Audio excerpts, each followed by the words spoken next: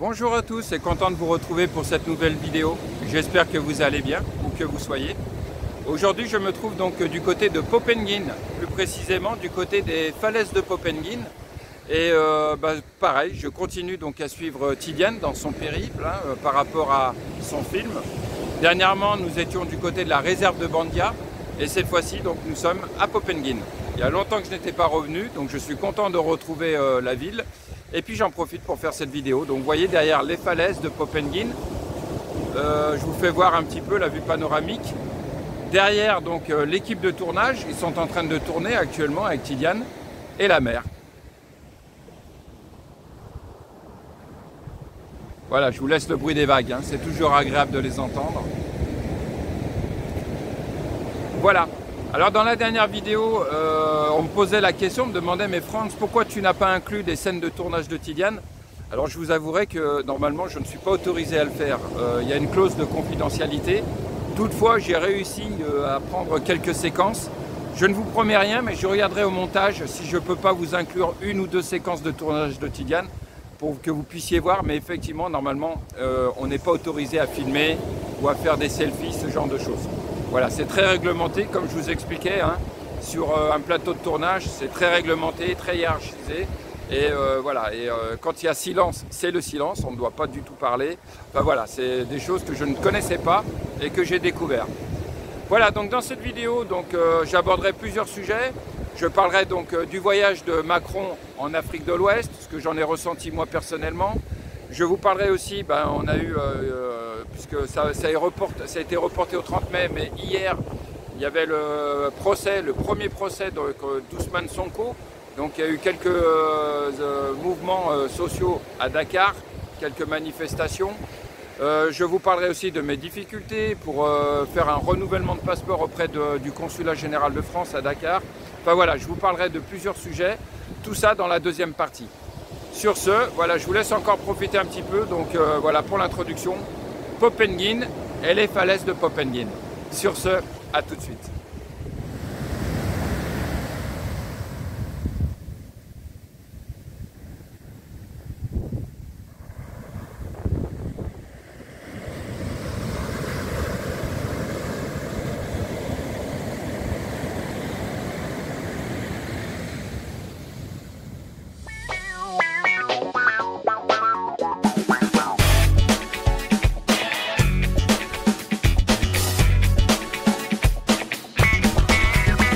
Voilà donc pour la deuxième partie, en espérant qu'il n'y ait pas trop de vent. C'est pour ça que le rocher derrière moi, j'espère qu'il atténuera. Si un peu de vent, ne m'en voulez pas, hein. Vous savez que cette chaîne, elle est volontairement rustique, avec du matériel, je dirais, minimaliste. Donc voilà, on compose, et comme on dirait, en mode cool, à la bonne franquette. S'il y avait un barbecue, je vous dirais, voilà, on va manger à la bonne franquette. Et là, c'est pareil, on va faire cette vidéo à la bonne franquette. Voilà, donc dans cette vidéo, déjà pour commencer, le voyage du président Macron en Afrique de l'Ouest. Écoutez, ce que j'en pense, c'est que pas de changement, rien de nouveau sous le soleil. Quand on nous parle de la fin de la France-Afrique, je m'autorise à sourire, parce que ça fait des années qu'on nous bassine avec ça, en nous disant que c'est la fin de la France-Afrique. Je crois qu'à l'époque, le président Chirac l'avait dit, le président Hollande, le président Sarkozy, le président Macron nous l'avait même déjà dit lors de son premier quinquennat, lorsqu'il avait fait un discours devant les étudiants à Ouagadougou. Donc voilà, et puis en fait on s'aperçoit que malheureusement il n'y a pas de grands changements. Donc à l'heure d'aujourd'hui, pour moi, son voyage n'a pas été un succès.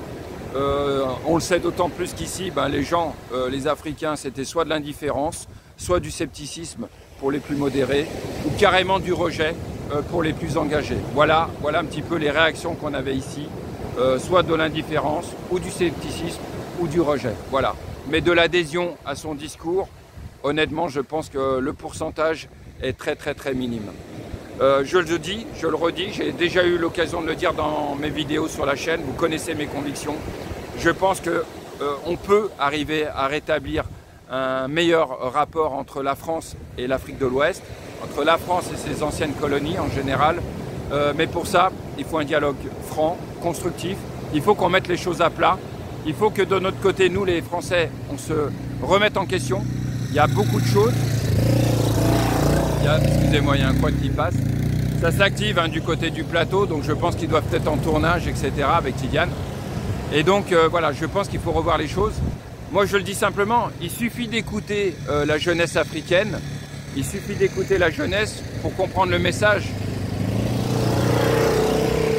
Ah, il y a un transfert de quad, etc. Bonjour. Voilà, les quads sont passés, je regarde derrière le rocher, ouais c'est bon, il n'y a plus d'autres véhicules, c'est bon, c'est nickel. Voilà, il suffit d'écouter la jeunesse africaine pour comprendre le message. La jeunesse africaine, qu'est-ce qu'elle veut? Elle veut un nouveau rapport avec l'Occident en général, avoir la liberté de choisir les partenaires avec lesquels elle veut parler ou bien négocier ou faire des affaires, commercer. Elle veut avoir une monnaie qui lui soit propre, une monnaie à l'identité africaine. Elle veut avoir la mainmise et la maîtrise de l'exploitation de ses sous-sols. Elle veut la suppression des bases étrangères, des bases militaires, donc je pense aux bases militaires françaises, en Côte d'Ivoire, au Sénégal. Voilà, ce qui s'est passé dernièrement au Burkina Faso et au Mali, pour moi, n'est que la cohérence, c'est-à-dire la cohérence de ce que souhaite la jeunesse africaine, c'est-à-dire qu'il n'y ait plus de troupes étrangères sur leur sol. Voilà. Voilà un petit peu grosso modo ce que veut la jeunesse africaine. Donc à partir du moment où on le sait, bah nous de notre côté, il est aussi facile de s'adapter et de dire, eh ben, écoutez, voilà, on repart sur des bases saines. De notre côté, on a aussi commis des erreurs. On n'a pas commis que des erreurs. Pour moi, je pars du principe que les erreurs ont été commises des deux côtés. D'accord ? On n'a pas la responsabilité aussi de l'incompétence des gouvernements locaux. Ça, c'est votre responsabilité à vous de gérer vos dirigeants. S'ils sont corrompus ou incompétents, c'est de votre ressort et pas d'une autre. Mais nous, de notre côté, il faut aussi savoir remettre les choses d'aplomb. On ne peut pas venir sur un continent qui n'est pas le nôtre et puis s'autoriser à donner des leçons ou dire ce que vous faites, c'est pas bien. Là, la voie que vous prenez, elle n'est pas bonne. Là, vous rapprochez des Russes, c'est pas bon. Ou alors vous rapprochez des Chinois, c'est pas bon. Non, laissons-les faire. S'ils veulent dialoguer avec les Russes, ils dialoguent avec les Russes. S'ils veulent dialoguer et commercer avec les Chinois, ils le font. C'est pas des enfants, c'est pas ils sont pas sous tutelle. Jusqu'à preuve du contraire, on n'a pas placé l'Afrique et l'Afrique de l'Ouest sous tutelle. Donc voilà, je ne vais pas trop m'attarder, mais j'en ai déjà parlé. Mais je pense qu'à l'heure d'aujourd'hui, donc tout ça pour vous dire, le voyage de Macron, du président Macron, pour moi, rien de nouveau sous le soleil, ça ne changera rien, ça ne va rien révolutionner du tout. D'ailleurs, le président de la RDC, de la République démocratique du Congo, lui a dit en conférence de presse, il lui a dit on ne veut plus de ces dialogues paternalistes, donneurs de leçons, etc. Il l'a dit devant lui. Et ça a été applaudi justement par les gens qui étaient autour. Mais c'est ça. Je pense qu'il faut qu'on arrive à sortir de tout ça. Et il faut qu'on arrive à reconstruire des relations gagnant-gagnant. Pour ça, moi, je reste optimiste. Attendez, il y a un quad qui passe. Voilà, je reste optimiste. Je pense qu'on peut arriver à sauver les relations entre la France et l'Afrique de l'Ouest. C'est pas perdu, mais il y a du travail et il ne faut pas tarder. Et il faut sortir des discours qu'on a actuellement. Il faut une politique africaine aussi cohérente. Voilà, ça aussi c'est cohérent. On ne peut pas condamner des putschs militaires. Je pense au Mali, je pense au Burkina, et à côté cautionner un putsch militaire au Tchad. Vous voyez, il y a un moment aussi, c'est pareil, il faut être cohérent. Voilà, donc c'est tout. Après le reste, je vous laisserai faire. Je vous mettrai le lien d'une intervenante, je vous mettrai le lien dans le descriptif d'une intervenante qui parlait dernièrement et qui expliquait pourquoi la France a perdu de son influence. Et ça rejoint pleinement mon analyse et mon opinion, donc je vous la mettrai. Et je vous encourage à jeter un coup d'œil, c'est une vidéo sur YouTube. C'est en une quinzaine de minutes et je trouve que ça explique très bien pourquoi nous en sommes à cette situation-là. Et pourquoi à l'heure d'aujourd'hui, quand la France parle, elle n'est pas écoutée ou elle n'est plus écoutée et que d'office, c'est soit de l'indifférence, soit, je dirais, du scepticisme, ou soit pire, du rejet. Voilà où nous en sommes à l'heure d'aujourd'hui dans nos rapports entre la France et l'Afrique de l'Ouest. Voilà.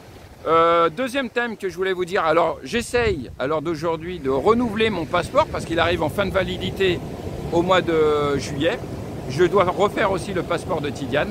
Et je vous le dis, alors on m'avait sensibilisé là-dessus. On m'avait dit, Franz, on n'arrive pas à prendre de rendez-vous au consulat général de France. On s'inscrit sur le site internet. On a même la possibilité d'avoir une alerte, c'est-à-dire que dès que des rendez-vous sont libres, nous sommes informés par mail. Je l'ai fait et je peux constater qu'à l'heure d'aujourd'hui, il est impossible, je n'arrive pas à obtenir un rendez-vous. Ça fait plusieurs fois que je le fais. Donc je vais sur le site, j'essaye de prendre un rendez-vous pour moi et mon fils et on n'arrive pas à avoir de place. Alors il vous dit sur le site du consulat que vous pouvez vous inscrire et être sur une liste d'attente. C'est-à-dire que dès que des places se libèrent, on vous informe par mail. Je l'ai fait.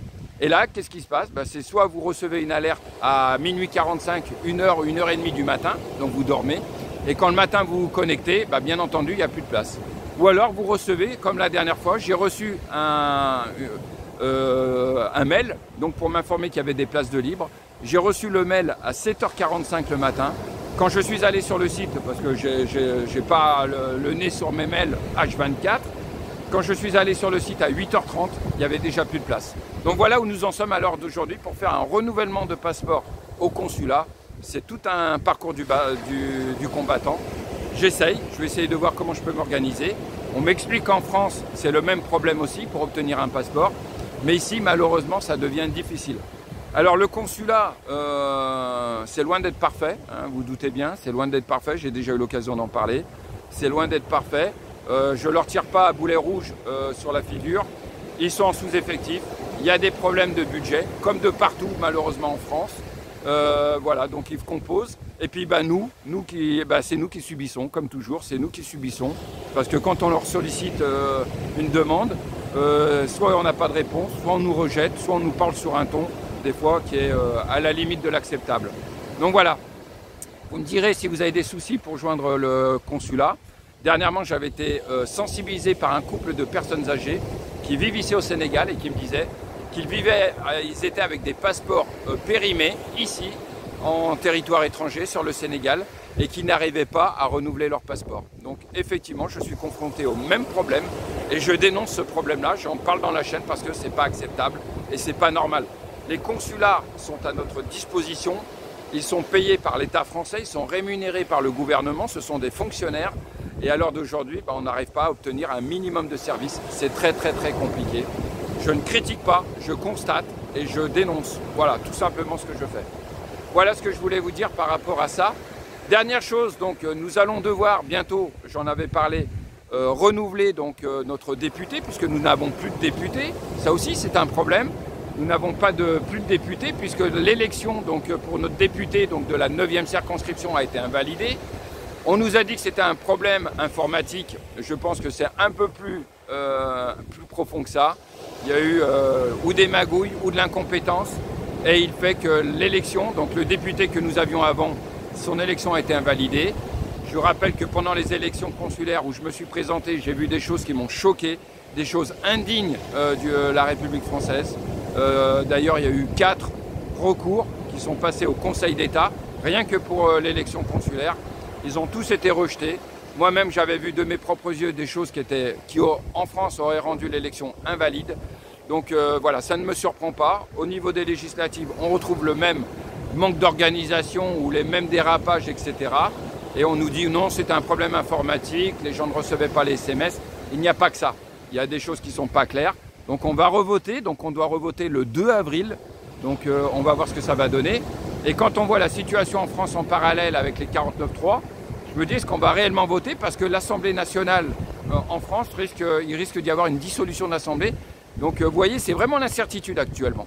Nous, on va revoter le 2 avril, mais je me dis pour combien de temps? Notre nouveau député, il risque de rester, il risque de faire un passage éphémère, puisque l'Assemblée nationale risque d'être dissous très rapidement au vu de la situation actuelle avec les retraites en France et le 49.3 qui a été balancé hier. Voilà un petit peu ce que je pouvais vous dire là-dessus. Pour finir, le mois de mars ici risque d'être un petit peu agité parce que nous avons le premier procès d'Ousmane Sonko. Alors initialement il avait été prévu donc au mois de février. Il a été repoussé à hier, donc le 16 mars. Hier et avant-hier, il y avait eu des manifestations à Dakar pour dénoncer ce procès. Hier, il y a eu un petit peu, donc ça a bougé un peu sur Dakar et un peu ailleurs. Et le procès a été reporté au 30 mars, donc à la fin de ce mois. Donc ça, je rappelle, c'est le premier procès d'Ousmane Sonko et c'est pour diffamation c'est un procès donc, qui oppose Ousmane Sonko avec le ministre du Tourisme actuel qui s'estime diffamé, injurié par Ousmane Sonko. Je ne rentre pas là-dedans pour savoir qui a raison, qui a tort, ce n'est pas mon ressort, mais simplement donc, le procès est reporté au 30 de ce mois, donc ça risque de bouger encore un peu, vous risquez d'entendre parler du Sénégal prochainement. Je rappelle que l'élection présidentielle est prévue pour le 24 février donc, 2024, autant pour moi. Donc, il est prévu pour le 23 février, je crois, ou le 25 février 2024. Donc l'élection présidentielle, donc ça risque de bouger, je vous en ai déjà parlé. Je vous tiendrai au courant hein, en fonction des événements, en espérant bien entendu que ça soit le plus calme possible. Mais quoi qu'il arrive, je vous tiendrai au courant de la situation, vous dirai un petit peu comment je perçois les choses ici. Et puis voilà un petit peu les nouvelles que je pouvais vous donner ici. Rien de particulier, la saison se finit, donc on a eu enfin pas mal de résidents, de gens qui connaissent et qui reviennent. Maintenant, du tourisme pur, moins, en raison de la cherté des billets d'avion, en raison de pas mal de paramètres, dont on a eu l'occasion de parler déjà sur la chaîne et sur le groupe Facebook. Voilà ce que je pouvais vous dire dans cette vidéo. Donc je vous souhaite à chacun d'entre vous une bonne continuation, prenez soin de vous. Et puis voilà, le vent s'est un petit peu calmé. Voilà, et puis bah, moi je vais squatter un peu la zone. J'attends que Tidiane finisse ses scènes aujourd'hui. C'est son dernier jour de tournage. Le film s'arrête aujourd'hui. Donc il s'y est plus. Ça lui a même il a trouvé, peut-être pas une vocation, mais il se plaît dans son rôle d'acteur et il m'a dit que c'était très très enrichissant. Et c'est vrai que j'ai pu voir ça, mais en même temps très éprouvant. Voilà, à chacun d'entre vous, que vous soyez, prenez soin de vous et je vous quitte sur ces belles images de la falaise, des falaises de Popengine. À très bientôt. Merci. Ça y est, tu es dans ta tenue? Ouais. Hashtag Tobias. Ouais, on est là.